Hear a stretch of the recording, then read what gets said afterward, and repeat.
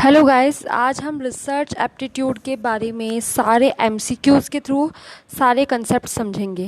ठीक है, research aptitude हम करेंगे आज। सो ओके गाइस, सबसे पहली जो चीज़ है कि इमीडिएट एप्लीकेशन। ये इमीडिएट एप्लीकेशन वाला क्वेश्चन हमें कई बार कंफ्यूज कर देता है, बिकॉज इसके अंदर कभी एक्शन आंसर हो जाता है, कभी अप्लाइड, राइट। आपको एक चीज़ बता दूँ गाइस, अप्लाइड के अंदर एक्शन आता है। ठीक है, अप्लाइड के अंदर एक्शन, तो यानी कि अगर क्वेश्चन में एक्शन गिवन है, अप्लाइड नहीं है तो एक्शन आंसर होगा, दोनों गिवन है तो अप्लाइड आंसर होगा, और अप्लाइड गिवन है तो अप्लाइड आंसर होगा। क्लियर। चलिए, एक दो चार चीज़ें मैं आपको बता रही हूँ कि एक चीज़ होती है कि फुट नोट। अगर दो या दो से ज़्यादा फुट नोट, टू और मोर फुट नोट आपके सेम वर्क से रिलेटेड हैं, सेम वर्क से, तो उसको हम बोलते हैं IBID, इबिड। ठीक है, इसके अलावा अगर कोई फुटनोट प्रीवियसली वर्क से, जो भी पहले का वर्क है उससे रिलेटेड है, फुटनोट प्रीवियसली साइटेड वर्क से रिलेटेड है, तो उसको हम बोलते हैं OPCIT। ठीक है, OPCIT, ये हमारा फुटनोट प्रीवियसली से रिलेटेड है। एक होता है इट और .L, इसका मतलब होता है एंड अदर्स। इट एल मतलब अदर एंड अदर्स। एक हमारा होता है to repeat the title and page number. जो पेज नंबर होते हैं उनको और टाइटल को, दोनों को रिपीट करना, इसको हम बोलते हैं LOCCIT। ठीक है, तो ये चार चीज़ें हमने देख ली है। अब क्वेश्चन मेरे से पूछ रहा है कि दो या दो से ज़्यादा फुटनोट्स सेम वर्क से रिलेटेड है तो क्या होता है, इबिड होता है, इट ऑल होता है, OPCIT होता है, या LOCCIT होता है।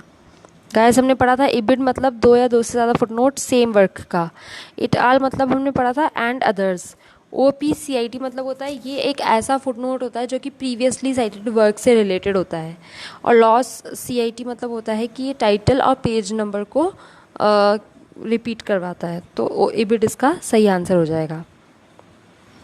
बढ़ते हैं थर्ड क्वेश्चन की तरफ। इसके अंदर आता है 9 ईयर का ओल्ड जो व्यक्ति है, 9 ईयर्स ओल्ड बच्चा है, sorry, 9 years old child is taller than 7 years old. तो अब मुझे बताइए कि ये टेस्ट सीरीज़ है, टाइम सीरीज़ है, सॉरी, ये टाइम सीरीज़ है या क्रॉस सेक्शनल है, क्योंकि हम इन दोनों में कंफ्यूज हो जाते हैं कई बार। तो गाइस, इसका आंसर है क्रॉस सेक्शनल। ये क्रॉस सेक्शनल कर रहा है, 9 ईयर्स को 7 ईयर्स से कंपेयर कर रहा है, क्रॉस कर रहा है। ठीक है, तो ये क्रॉस सेक्शनल है। टाइम सीरीज़ में आ जाता है, जैसे 2017 में इतना वैल्यू था, 2016 के अंदर इतना वैल्यू, तो ये क्या हो गया, टाइम सीरीज़ हो गया। क्लियर। चलिए, उसके बाद अब आता है कॉन्फ्रेंसेस। जो कॉन्फ्रेंस होती है वो क्या होती है, उसके अंदर क्या होता है, मल्टीपल टारगेट ग्रुप्स होते हैं, उसके अंदर बहुत सारे ग्रुप्स होते हैं, मल्टीपल टारगेट ग्रुप्स होते हैं, और ग्रुप डिस्कशंस इसके अंदर किया जाता है, न्यू रिसर्च को इसके अंदर शोकेस किया जाता है। So this is all about conference. Clear. हम एक बार लास्ट में सब देख लेंगे कॉन्फ्रेंस सेमिनार वगैरह क्या होता है। ठीक है, फिफ्थ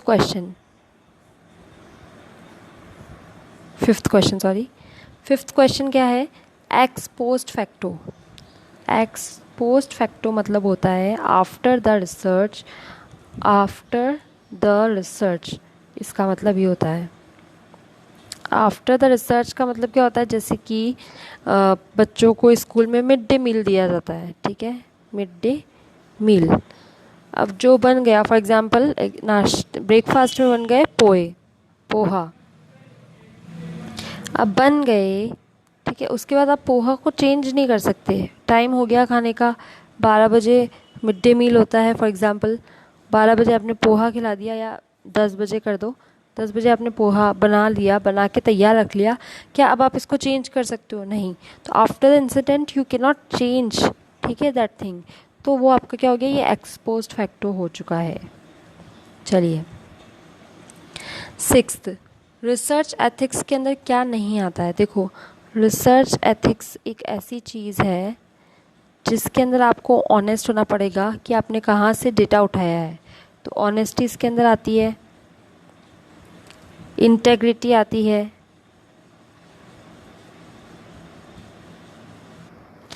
सो इंटेग्रिटी मतलब आपका क्वालिटी, आप ऑनेस्ट होने की, तो ये इंटेग्रिटी हो गया, ठीक है। इंटेग्रिटी में आप ऑनेस्ट होने की क्वालिटी पजेस करते हो। फिर आता है ऑब्जेक्टिविटी, कि एक इसका ऑब्जेक्ट रहना चाहिए, तो ये इसकी रिसर्च एथिक्स हो गई। बट इसके अंदर क्या नहीं आता? सब्जेक्टिविटी इसके अंदर नहीं आती है गाइस, सब्जेक्टिविटी नहीं आती है। तो ये बात आपको याद रखनी है कि रिसर्च एथिक्स के अंदर सब्जेक्टिविटी नहीं आती है। Seventh question, research paper is a brief report of research work based on, यानी कि जो रिसर्च पेपर है, ठीक है, उसके अंदर वो किसका रिकॉर्ड है? प्राइमरी डेटा से है या सेकेंडरी डेटा से है? तो ये प्राइमरी डेटा और सेकेंडरी डेटा दोनों से रिलेटेड है, ठीक है। एट्थ पॉइंट, न्यूटन ने 3 लॉज ऑफ मोशन दिए हैं, 3 लॉज ऑफ मोशन। अब ये क्या कहलाएगा? डिस्क्रिप्टिव कहलाएगा, सैंपल सर्वे कहलाएगा, फंडामेंटल कहलाएगा, या अप्लाइड कहलाएगा? अब बताइए, तो ये डिस्क्रिप्टिव कैसे होगा? डिस्क्रिप्टिव मतलब तो होता है पूरा हर एक चीज़ को डिस्क्राइब करना, हर एक चीज़ को एक्सप्लेन करना। सैंपल सर्वे मतलब होता है कि आप किसी चीज़ में से, जैसे पॉपुलेशन में से आपने इतना सा सैंपल उठा लिया, अब आप इसको टेस्ट कर रहे हो, ठीक है। बट उन्होंने दिए हैं 3 लॉज ऑफ मोशन, जो कि कोई नहीं जानता था, बिल्कुल प्योर है ये। तो ये फंडामेंटल यानी कि बेसिक रिसर्च है। फंडामेंटल को हम बेसिक भी बोलते हैं, प्योर भी बोलते हैं, ठीक है। और ये फंडामेंटल रिसर्च है, बिल्कुल न्यू कह सकते हो आप इसको। तो उन्होंने अगर लॉज ऑफ मोशन दिया तो ये फंडामेंटल रिसर्च में आ जाएगा। 9th क्वेश्चन, बहुत सारे एक्सपर्ट्स ने मिलकर एक स्पेसिफिक एरिया में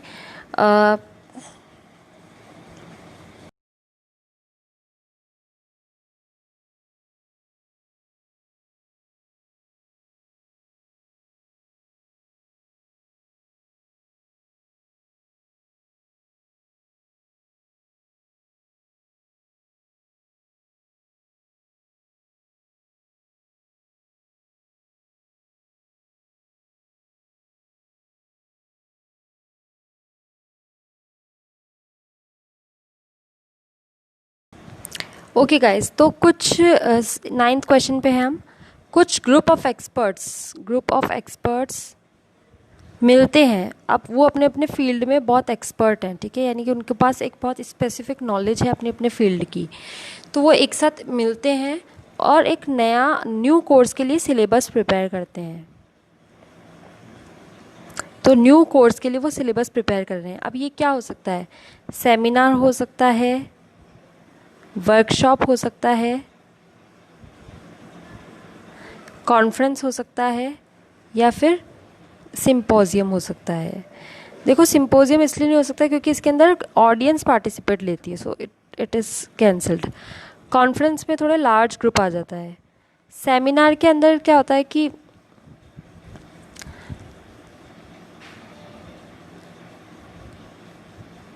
ये सिर्फ पर्टिकुलर सब्जेक्ट के बारे में बात करती है, हर एक चीज़ के बारे में डिस्कशन नहीं करते हैं। यहाँ वर्कशॉप के अंदर आप क्या कर रहे हो? अपने अपने नॉलेज की, अपने अपने फील्ड की नॉलेज एक साथ मिल रहे हैं, एक साथ एक सिलेबस बना रहे हैं। जैसे कि नेट है, अब इसमें कितने सब्जेक्ट है? केमिस्ट्री है, और कॉमर्स है, मैनेजमेंट है, इको है। तो इसमें अब इकोनॉमिक्स को केमिस्ट्री वाले के क्या नॉलेज है? यानी कि अपने अपने सब्जेक्ट के जो नॉलेजेबल पर्सन है वो एक साथ मिले और उन्होंने डिस्कशन किया और उन्होंने इस चीज़ का सिलेबस तैयार किया। तो ये एक वर्कशॉप कहलाती है। छोटे पैमाने पे जो होती है वो वर्कशॉप कहलाती है। क्लियर? और आज का हमारा लास्ट क्वेश्चन है 10th क्वेश्चन।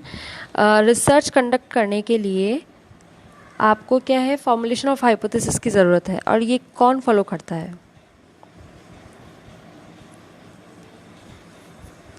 देखो, आपको हाइपोथेसिस को बनाना है, ठीक है, हाइपोथेसिस को आपको फॉर्म करना है। इस चीज़ को, ये चीज़ क्या फॉलो करता है, यानी कि आपको हाइपोथेसिस आप कैसे बनाओगे? जब आपके ऑब्जेक्टिव्स क्लियर हैं, या आप डेटा को एनालाइज कर लोगे, या फिर कलेक्ट कर लोगे डेटा को, या फिर आप सिलेक्ट करोगे, ठीक है, या तो कलेक्ट कर लोगे या एनालाइज करोगे डेटा को, ठीक है, या फिर आपने ऑब्जेक्टिव्स को अपने डिफाइन कर दिया, स्टेट कर दिया वो, या फिर आपने रिसर्च टूल को सिलेक्ट कर दिया। तो गाइस, जब तक आप कलेक्ट नहीं करोगे ना, सिर्फ मैं बैठे बैठे तो सबका हाइपोथेसिस बना सकती हूँ, लेकिन फॉर एग्जांपल मुझे कई बार बच्चे होते हैं ताश के पत्तों का घर बनाते हैं, ताश, ठीक है, उसका एक घर बनाते हैं ऐसे, उसके ऊपर उसके ऊपर उसके ऊपर, ठीक है। तो मैंने ऐसा डिसाइड तो कर लिया कि मुझे ऐसा घर बनाना है, ठीक है, पर जब तक मेरे पास कलेक्शन नहीं होगा उसका, तब तक मैं नहीं कर पाऊँगी, ठीक है। तो collection of data is must for the formulation of hypothesis. I hope clear हो गया guys. I will come up with the next 10 questions for the research aptitude. Thank you so much.